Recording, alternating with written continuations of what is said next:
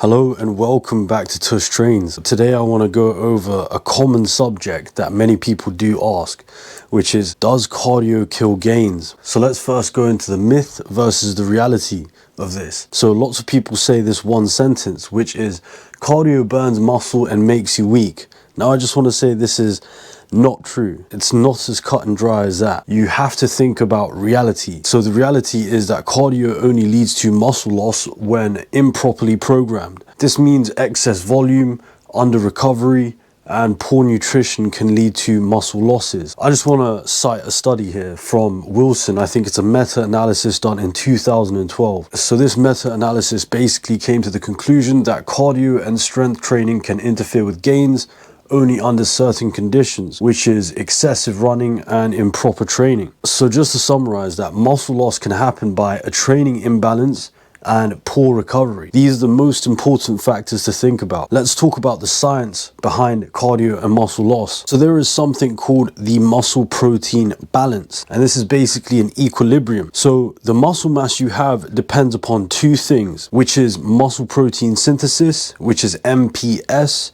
and muscle protein breakdown, which is MPB. Now, excessive cardio does raise MPB, which is muscle protein breakdown, and this is not good if you want to keep your gains, that is. So excessive cardio can increase muscle protein breakdown if energy and protein intake is too low. Now, I just want to say that this is because energy is too low and protein intake is too low. That's why the muscle protein breakdown happens. Now, there is a hormonal response related to this. So cortisol does increase with excessive endurance training. Since I'm going through some training right now for the Ironman 70.3, this is crucial to remember.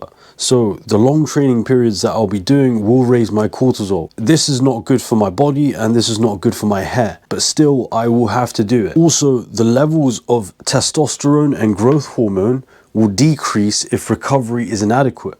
So you have to make sure you get your recovery in and you do it right. So in terms of strength and endurance, there is an interference effect that you need to consider. Now bear with me, this will be quite simple once you get the gist of it. So strength training causes mTOR activation, which is the muscle growth pathway. And what this does is it leads to muscle growth. So cardio causes AMPK activation, which is basically energy production. And what this leads to is energy adaptations. I just want to say that do not think of this too broadly. Just keep this very simple terms in your head. None of them are bad. Both of them are actually good. I just want you to bear in mind one thing to take away from this whole thing, which is too much AMPK, which is energy production, can block mTOR, which is muscle growth pathway. So too much cardio can block the muscle growth pathway, but these are on certain conditions. So what I would say to do is to keep cardio to moderate intensity and separate this from strength training. Ideally, you want it to be a 6-hour period because that's when all of these processes don't interfere with each other. How do you balance cardio and strength training? Say you're somebody who wants to be an all-rounded athlete. You want to actually balance this properly. So the first thing you would do is you want to lift 3 to 4 times per week, and you want to keep in mind progressive overload. You want to separate your cardio from lifting, so this would be at least 6 hours, like I said. But if you're a busy person like me, then you would probably want to lift first, because I love time efficiency. So whilst I'm at work, I probably work about 40 to 50 hours a week. And whilst I'm at work, I only have 1 hour to train. So what I would do in that case is I would spend half an hour doing resistance training and half an hour doing cardio. And this would lead to the least interference. Another one is if you want to focus on muscle retention, you would want to do low impact cardio. So this would be stuff like cycling, rowing, or even incline walking is a new popular one that everybody's just adopted recently. I always say that half an hour of cardio won't hurt a fly. And this is basically true. If you keep your cardio under 30 minutes, then it will provide the most benefit to you. If you do excessive cardio, then you would want to fuel properly. I mean, if you're doing something like the Ironman, this includes long swims, long bikes, and long runs. And you do need to fuel properly for these activities. So in terms of fueling your training, you'll need to have 2 grams per kilogram of body weight. I weigh 80 kilograms, right? So all I have to do is basically double this. So on average, I would have to have probably 160 grams of protein per day. This would retain my muscle and this would retain my strength. Now, carbs are very essential for endurance training. So if you do decide to do very long runs, very long swims, or very long bikes, you would want to fuel with carbohydrates, and a lot of them, because you burn a lot. You want to have fats that support your hormones, and it should make up about 30% of your calories per day. An important thing you need to keep in mind is 7 to 9 hours of sleep. Now, I always say this in every single video because it's really true.